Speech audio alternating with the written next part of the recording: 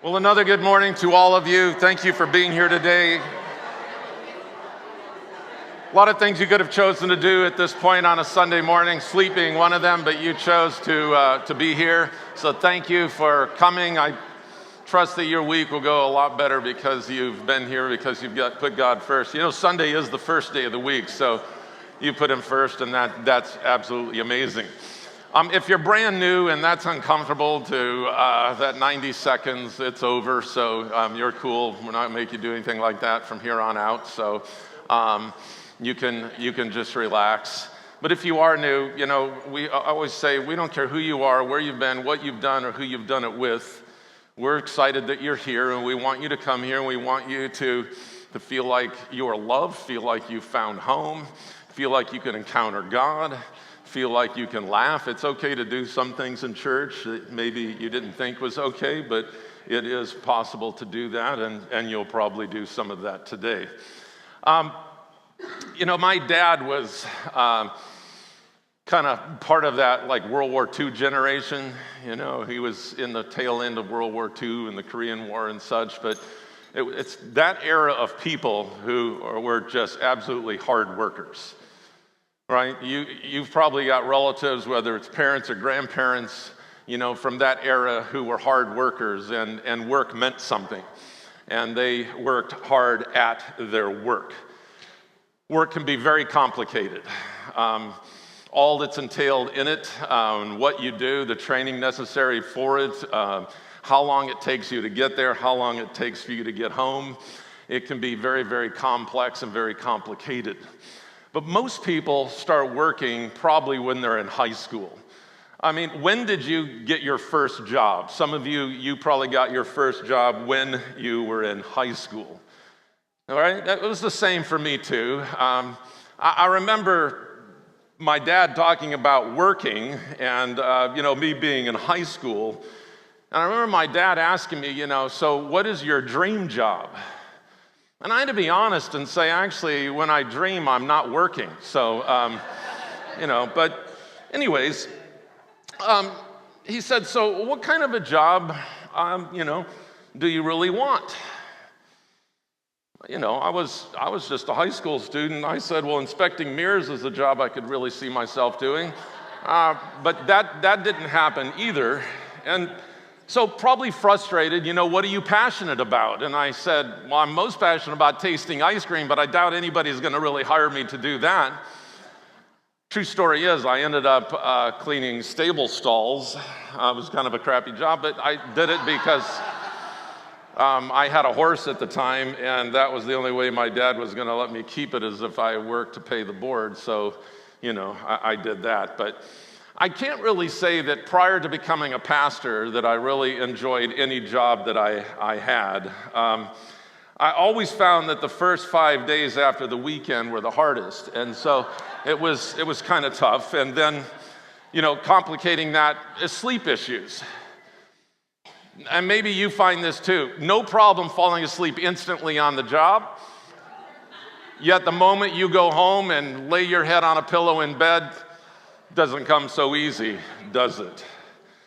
Well, my dad always taught me as well to give 100% in anything that I did, you know, give 100% at work. And I said, you know, I was committed to do that, and I've always been committed to do that. I give 10% on Monday, 25% on Tuesday, 40% on Wednesday, 20% on Thursday, and 5% on Friday. That way I'm getting 100%.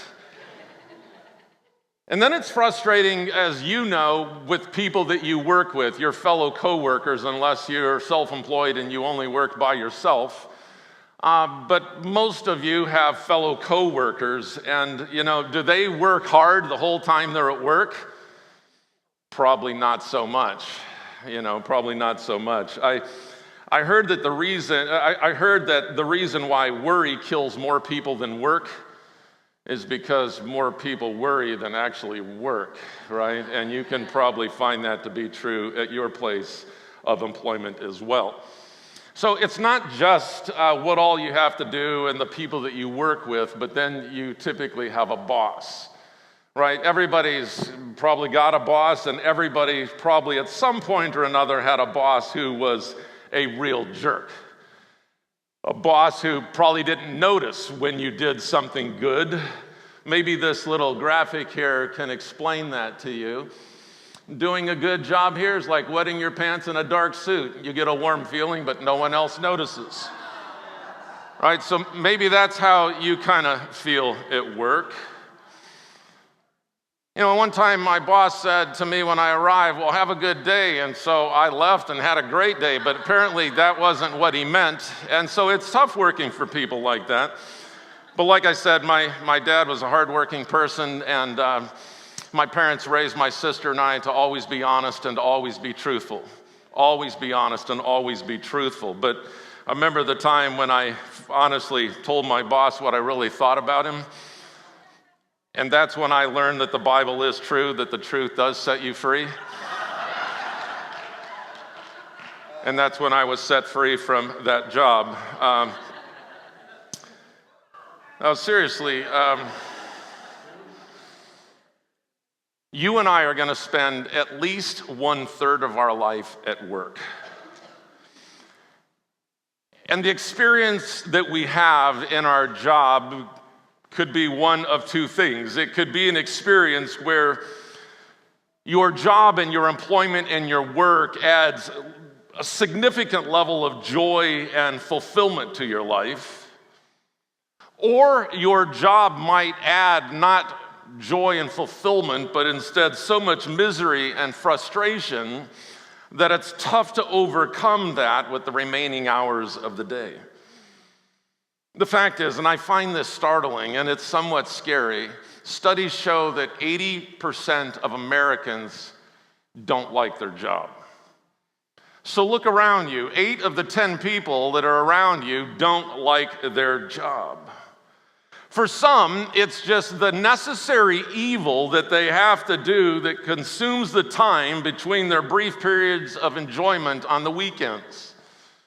For others, it's just simply to get the paycheck or to show somebody you are a responsible adult.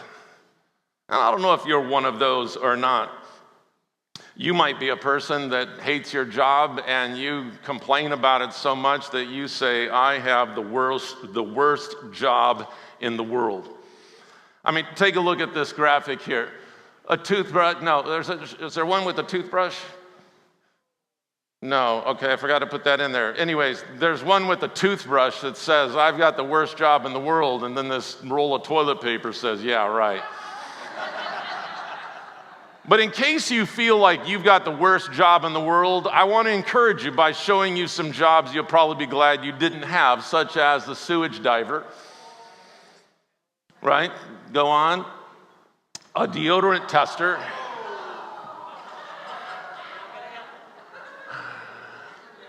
Go ahead, a porta potty cleaner. That's a crappy job too. A podiatry technician. Go ahead, a back hair remover.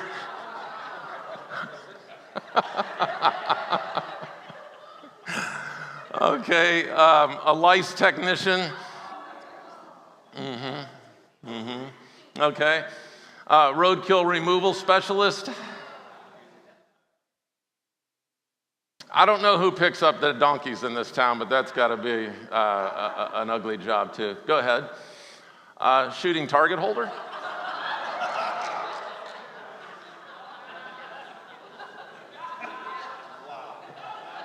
And you thought your job was bad.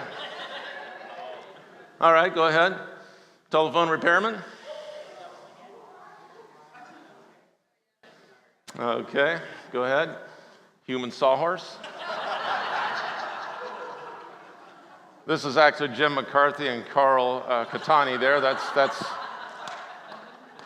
when Jim asked Carl to go to work with him, that's pretty much, yeah, okay. So there you go. Sorry, Carl.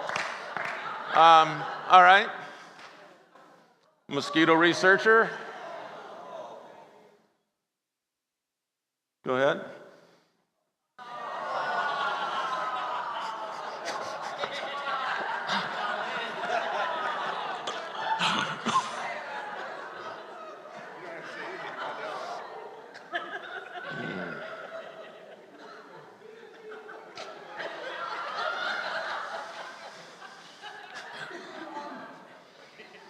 Somebody has that job, an elephant inseminator.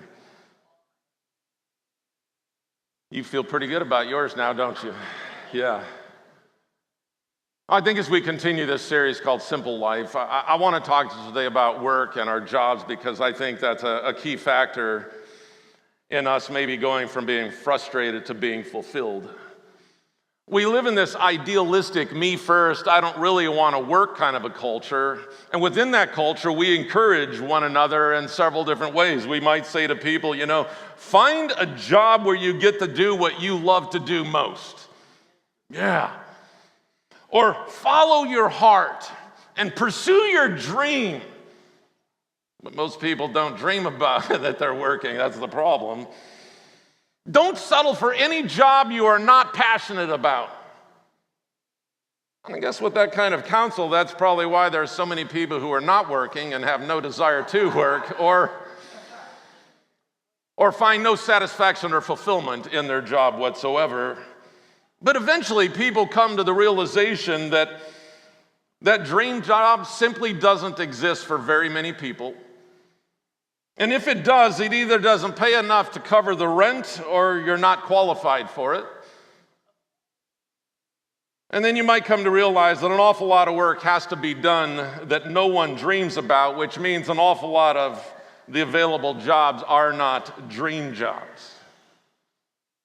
But having a job you love is a gift from God. 2 out of 10 of you have a job that you love. 8 of 10 of you don't, but 2 of the 10 of you do. It is a gift of God. King Solomon, the wisest man to have lived, penned these words in the book of Ecclesiastes, chapter 5 and verse 18. He said, "It is good for people to eat, drink, and enjoy their work under the sun during the short life God has given them, and to accept their lot in life." And it's a good thing to receive wealth from God and the good health to enjoy it. To enjoy your work and accept your lot in life, this is indeed a gift from God. Now, apparently, Johnny Paycheck didn't read this passage before he wrote his famous 1977 song, "Take This Job and Shove It," because I think King Solomon was saying, take this job and love it. Take your job and love it.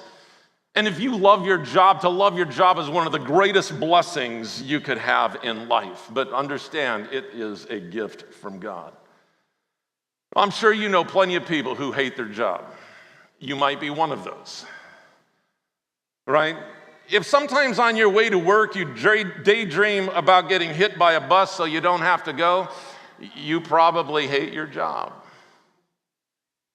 If you'd rather have a proctology exam by some homeless guy with hooks for hands rather than go to work, you probably hate your job.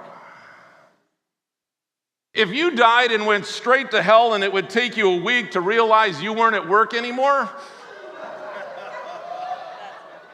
you probably hate your job.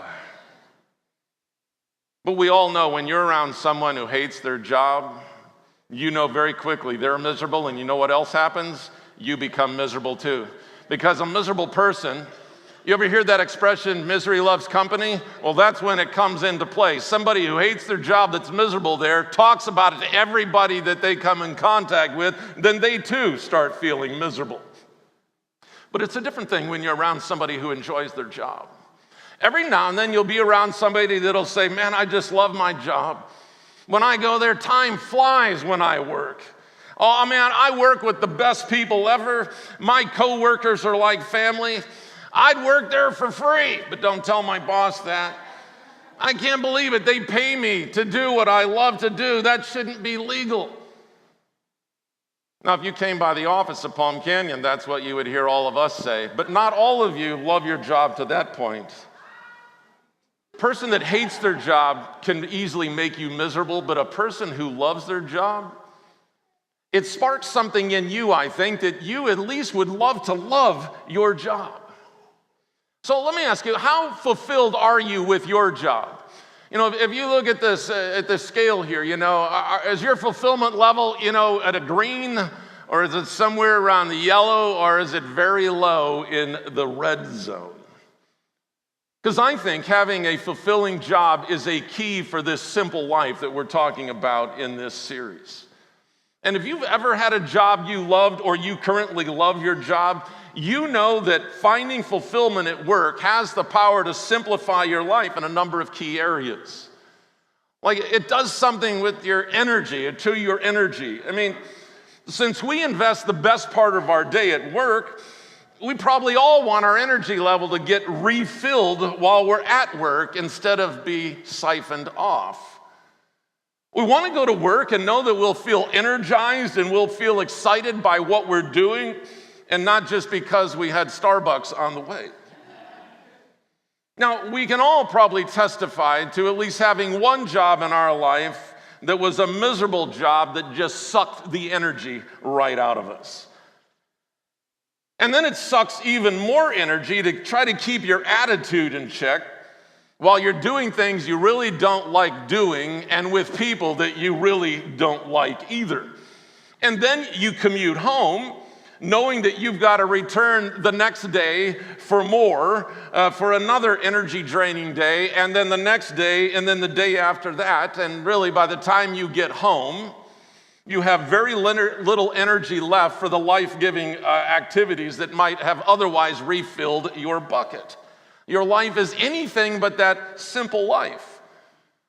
But when you work a job that you love, you experience a culture that's life-giving.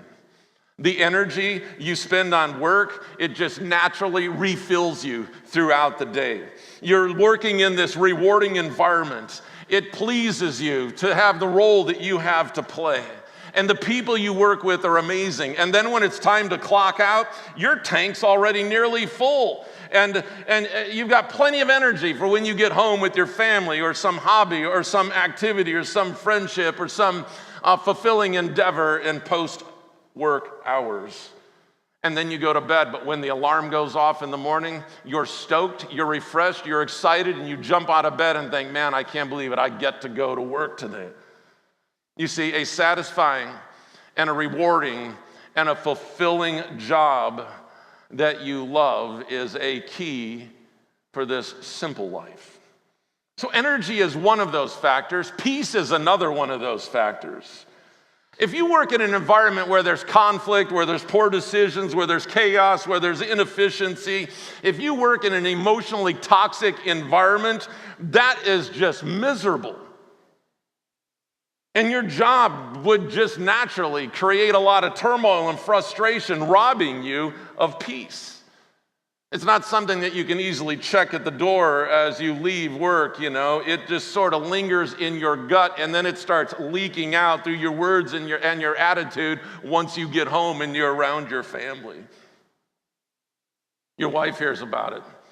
The kids hear about it. Your friends hear about it. And all your mental energy is spent rehashing it rather than engaging with those people you love and doing things that would possibly give you life after work. You see, when chaos reigns on your job, your life is anything but simple life. But if you have a job where there's a healthy culture in which roles are well defined, directions are clear, responsibility levels are commensurate with the authority needed to carry them out, this is the type of environment that I think brings great peace. Your energy is spent doing the actual work, not trying to fight the system just to get work done. People are free to excel at what they do best.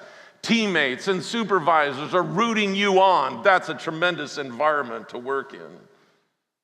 And when peace prevails at work, you feel it, your coworkers feel it, and you carry it with you into your simplified post-work hours as well.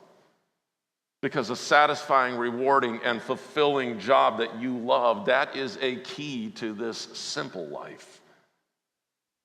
So you find energy, you find peace, and then number 3, you find self-confidence. A miserable job has its way of just eating away at your self-confidence, doesn't it?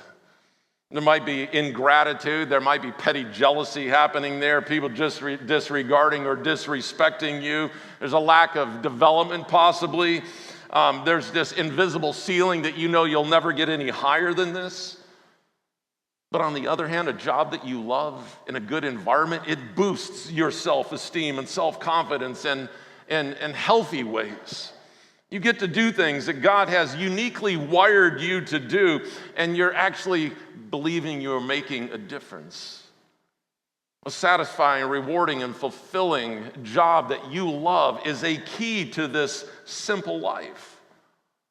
But simple life requires us to bring our job into alignment. So the question is, how do you find a job that you love so much that it will help to simplify your life? To assess your current job, or any job that you might consider in the future, filter your role or position through 4 foundational alignments. Number 1, passion. Now, King David tells us in Psalm 139:14 that we are fearfully and wonderfully made. I believe that hardwired into every single one of us is a passion for something. And those passions are quite diverse, because some of you might have a passion to paint, or you might have a passion to fly planes, or you might have a passion to sing, or to cook, or to write, or to build, or to garden, or to administrate, or to lead. I don't know, a whole host of other things. But a key to fulfillment for us is to, A, clearly identify our God-given passions. What are our God-given passions? And B, to hopefully find jobs that align with those passions as closely as possible. That would be ideal. A second foundational alignment is culture. The culture of your work environment. It will certainly play a role in how satisfied and fulfilled you are at work. For example, you might have a passion for technology, but if you work in a dysfunctional and divided IT department, chances are you're not going to love your job. Right? It might be the right vocation, but the wrong company. It might be the right vocation, but the wrong supervisor.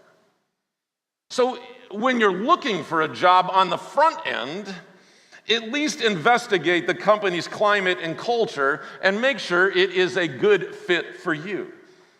I mean, how does the culture intersect with your passion and your personality and your priorities and your relationship style? Do you think it's a place that you would thrive in? But probably for most of us who already have a job, we need to be a culture builder right where we're at. Because no matter how healthy or dysfunctional your work culture is today, you can choose by the power of Christ to become a culture builder. Be that person that blesses every person who crosses your path. Lift other people's spirits. Seek to add value to each person you speak to. Now, I understand working in a toxic environment and a toxic work culture is not easy. But in most cases, you do have a choice. You're not a victim, and no one can ruin your attitude without your permission. So choose to reframe your situation and look for even some small steps that you can take to keep your attitude in check, to be buoyant in the face of adversity, and to bless even those who curse you. Your work life will gradually be simplified when you focus on becoming a culture builder and blessing those people around you. A third foundational alignment is with challenge. Challenge. There's a certain challenge level at which each of us does our best work. Now, for you, it might be when you're under-challenged. It might be when you're appropriately challenged, or for you it might be when you are dangerously over-challenged. But operating at the optimal challenge level is what will help bring some of the deepest fulfillment in your life. Here's the thing, when you're under-challenged, people who are under challenge usually quit.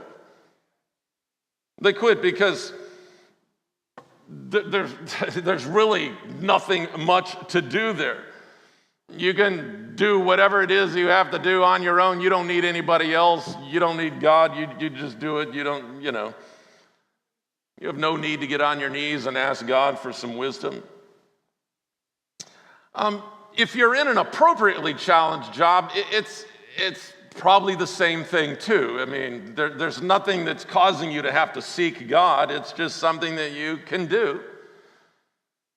But if you're in an overly challenged range, I mean, that's not going to work well either. But if you stay at that level for very long, something's going to break. It might be your health, it might be your marriage, it might be your family, it might be your relationship with God, it might be your emotional well-being, but something eventually is going to break.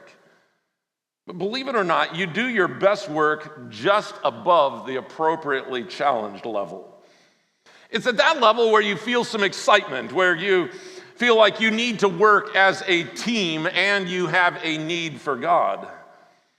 You're in just enough over your head that you must swim hard and fast, but you're not drowning. It's kind of similar to working out a muscle when you get that little burn, but not the destructive pain of a torn muscle. And then the fourth foundational alignment is with compensation, of course. There's an exchange that occurs in just about every work situation. You put in the labor, and then the company pays your wages. And that's a good thing. Even Jesus said those who work deserve their pay. But what pay is appropriate? There's such a range in compensation in the world. Compare how much teachers make to professional athletes. Compare how much waiters make to actors. Compare how much bank tellers make to investment bankers. But there's more than just cash wages. There's also the degree to which a job satisfies your passions and challenges your abilities.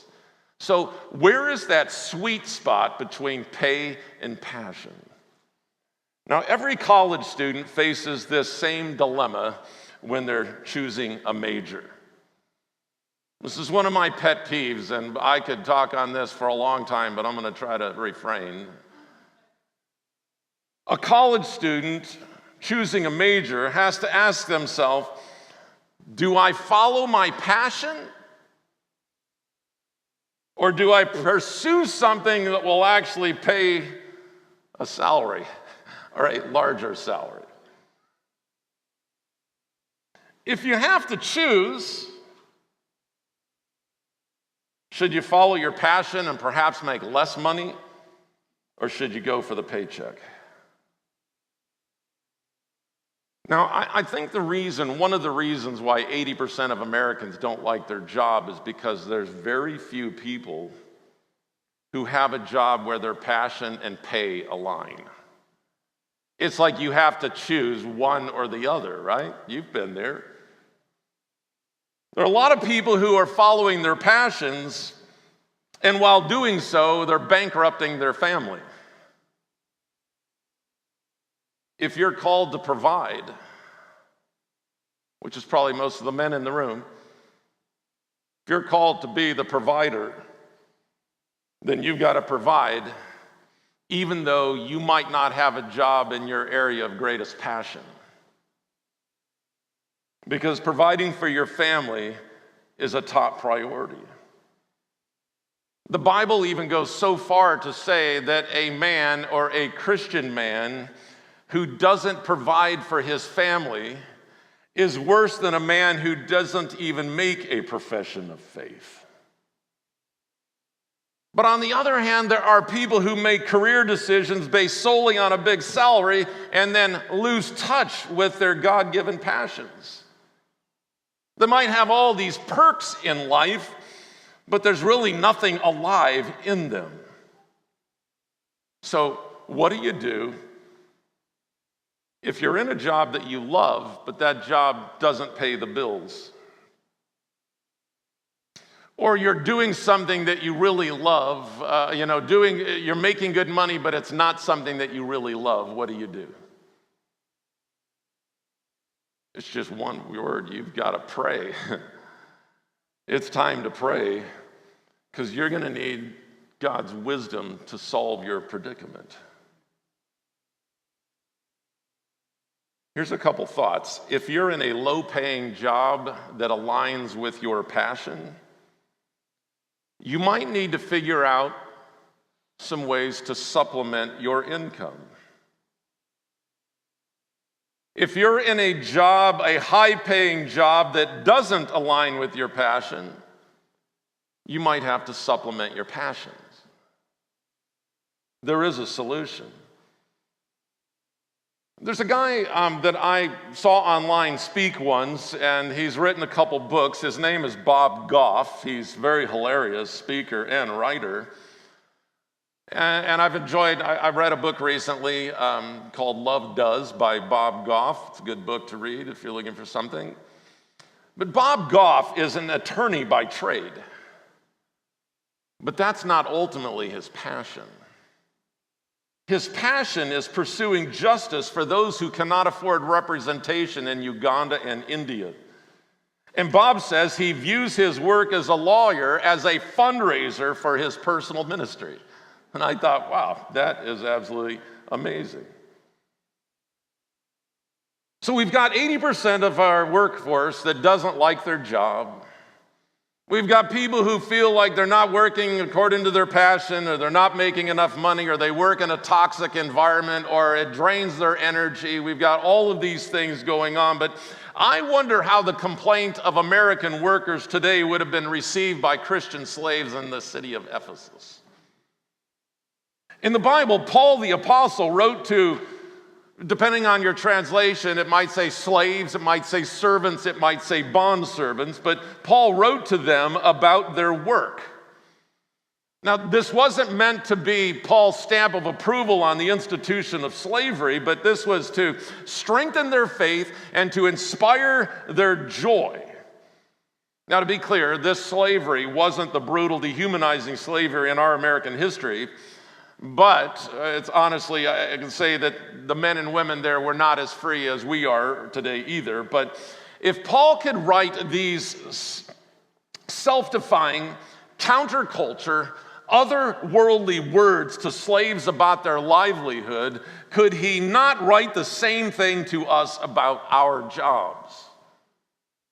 In Colossians 3, starting in verse 22, he writes, "Servants, do what you're told by your earthly masters. And don't just do the minimum that will get you by. Do your best. Work from the heart for your real master, for God." Now, in a sister passage from the book of Ephesians, there Paul said something like this, "And work with a smile on your face, always keeping in mind that no matter who happens to be giving the orders, you're really serving God." So back to Colossians 3, do your best, work from the heart for your real master, for God, confident that you'll get paid in full when you come into your inheritance. Keep in mind always that the ultimate master you're serving is Christ. The sullen servant who does shoddy work will be held responsible. Being a follower of Jesus doesn't cover up for bad work. That's good. Listen, if you and I are going to have to spend a third of our life at work, why not look for a job that will align with your passion, culture, challenge, and compensation needs? Now, please understand me. I didn't say text your boss now and quit. I did not say that if you currently have a job. Please understand that. Please understand this as well. If you decide after today you need to start looking for another job, do not tell your boss tomorrow that, "Hey, by the way, screw this company, I'm looking for a new job."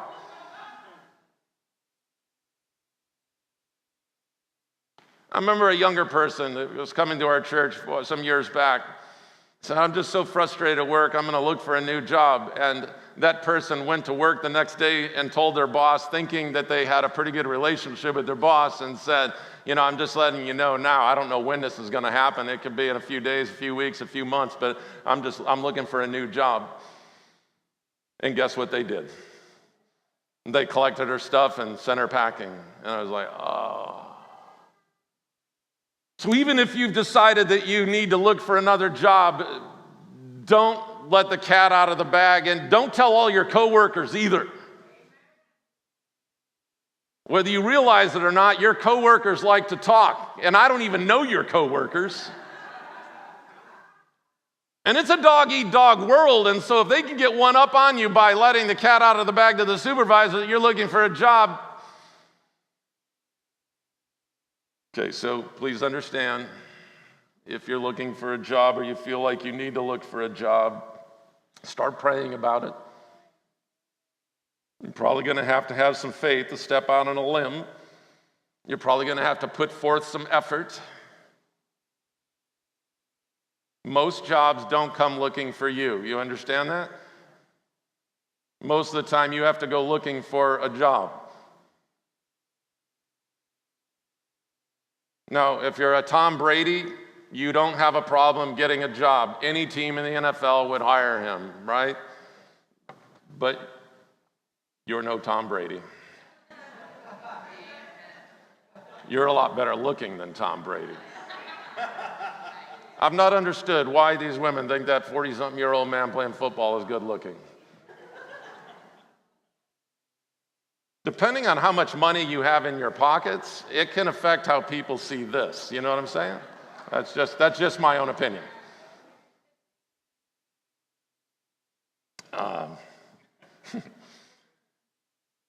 If you're able to get all four of those critical alignments working together, then I think you'll experience one of the greatest gifts afforded in life, the feeling that you absolutely love your job. And that's when I think you'll experience this simple life. But I think King Solomon's advice was to take your job and love it. Really, before you consider dumping and bailing on your existing job, explore if there are ways that you could, in fact, start loving that job. Because part of it might have to do with you. Because if you've had 5 or 6 jobs and you hated everyone and your boss didn't like you on either job, after a while you should start considering that the problem might not be every job in America and every supervisor in America. It actually could be you. Your attitude sucks, your work habits suck, and you wonder why nobody likes you. Well, anyway, so, sorry, got off there a minute.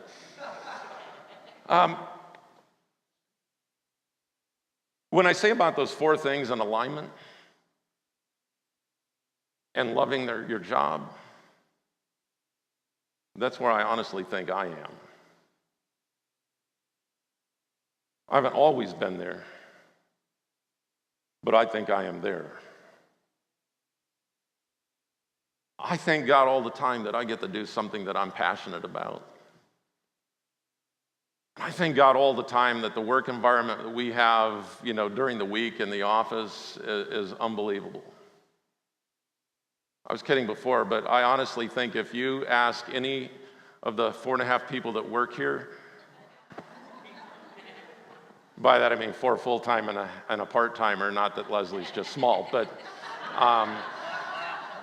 if you ask any of those 5 people, I think they would tell you they love working here, and we are like family. We do things actually outside of work together. We laugh together, we cry together, we eat together. We do that quite a bit. It's just an amazing environment, an amazing culture to work at, and the challenge is there. And the compensation, it's okay. I mean, could it be better? Of course it could be better for any of us, but it wasn't always that way for me. Because there were seasons in our lives where we did what we were passionate about. It was a great culture to work in, certainly challenging, but the compensation sucked. It's really that way for a lot of people who are in ministry because, most people who are in ministry, it's not like working for the county, that they're going to pay you more after you retire than you did at any point while working for them. In ministry, it's not that way. Now, the rewards are out of this world. I get that. I grant you that. But, what I'm saying? So I feel like, at least for me in my season of life right now, I love what I do. I hope you love what you do, and I pray that you do or will love what you do. I've worked in some rough environments before, too. All that I told you on the front end isn't necessarily true, except for the fact that I did shovel horse manure. That is true.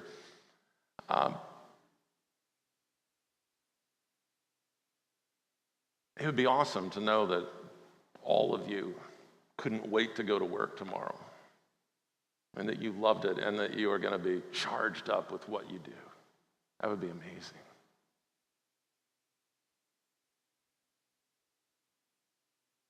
Sometimes you have to supplement, Sometimes when I was a kid, I said my dad was a hardworking person. That certainly is true. When I was in middle school, high school, my dad had his career job. He had his own business on the side, and then he worked for another company that bridged the gap between those two. He was a hardworking man. I'm all for working hard. I think all of us should work hard at what we do. And I thought that I wanted to follow in his footsteps as well and do that kind of a thing. And so, I went to Ohio State, and I ended up majoring in production and operations management, and that was the career path I was headed down. Until the summer before graduation, I felt a tap on my shoulder that I later realized was a tap that was coming from God that said, I really appreciate what you're doing there, and that's all going to be beneficial in the long run, but instead of working for a company like Caterpillar or something like that, instead of working in a manufacturing industry, I want you to work for the most important thing on the earth, and that is my church. And I didn't understand all of that at that time, and I didn't understand, the beauty of that. And now I look back and I think, man, he was exactly right about that. Some of you are working jobs that you've learned to love, but it's not necessarily what you're most passionate about. I really don't think everybody in the world can work a job and make a good living, everybody doing what they're super passionate about. Some of us get the opportunity to do that. Some of you, that's not, so you're going to have to find a lane for you to work your passion, maybe as a volunteer. I'm going to go out on a limb here, but I was thinking about people in our own church that are retired, that worked faithfully for a lot of years. And especially those that have worked for a lot of years and you have a good retirement. Maybe both of you have a good retirement. Boy, don't ever take that for granted. That's an amazing blessing. What if God were to tap you on the shoulder now in retirement and call you into ministry?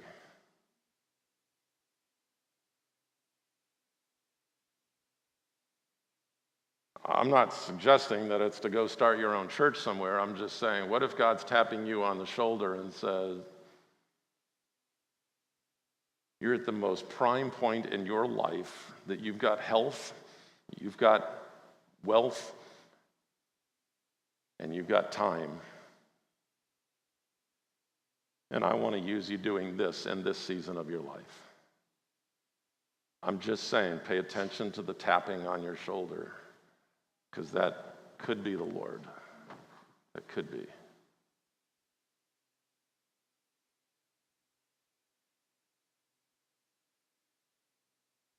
I don't know what your passion is, and I don't know how well you love your job or not, but I want to pray for you that either God could work things in such a dramatic fashion that you in turn would love your job. As you know, sometimes that could mean God needs to move one person out of the way. I'm not suggesting kill them, you understand? I'm just saying move them out of the way. Different department, different job, send them home retired. And if one person was moved out of the way, all of a sudden a whole new world opens up to you. I don't know, maybe that's part of the solution, but part of the solution is definitely going to be you choosing what attitude you're going to have and choosing to go into work tomorrow and say, you know what, I'm going to find a way to love my job, and I'm going to make a difference there. What if when it's all said and done, the whole reason for you to work for company ABC was so that you could share Jesus with Mrs. Jones? And that was really the purpose. You know, God's got a much bigger purpose than what we can see. But some of you, it may be time to move on. And maybe God will open up the right thing for you. But let me pray for you. Lord, with 8 out of 10 people not liking their job, I'm imagining that statistic holds true for us here in this room today as well. 8 out of 10 people in this room probably don't like their job either. I know, Lord, it could be partly their fault. It could be the fault of the company, the culture, a supervisor. I don't know, but I'm asking, Lord, that you would create the environment, you would create the situation, the setting that every person in this room who works a job could, in fact, love their job and look forward to going there and be energized when they're there and find peace there, and that their self-confidence and their self-esteem would be built up there. It would be a positive experience for them, so that when they come home and they have time with their families, Lord, they'd have energy to do what they need to be doing there as well. And I pray that they can be compensated well, that wouldn't be a concern to put food on the table today, or it wouldn't be a concern about how am I going to survive once I have to retire. I just ask, Lord, that you'll work things out for people, and maybe there are some here today, Lord, that you're nudging and you've been nudging to begin to explore a new possibility, a new firm, a new career, a different career, or go to school to get a degree in order to get into a different career, Lord. Whatever that might be, I just pray you give wisdom and guidance there. You said loving our jobs is a gift from you, and I pray that we can all have that and receive that gift. And those that you might be tapping on to be involved in ministry at a greater level than they are right now, I pray, Lord, you let them realize who's the one tapping. And we just pray your blessing, Lord, over this people. In Jesus' name, amen.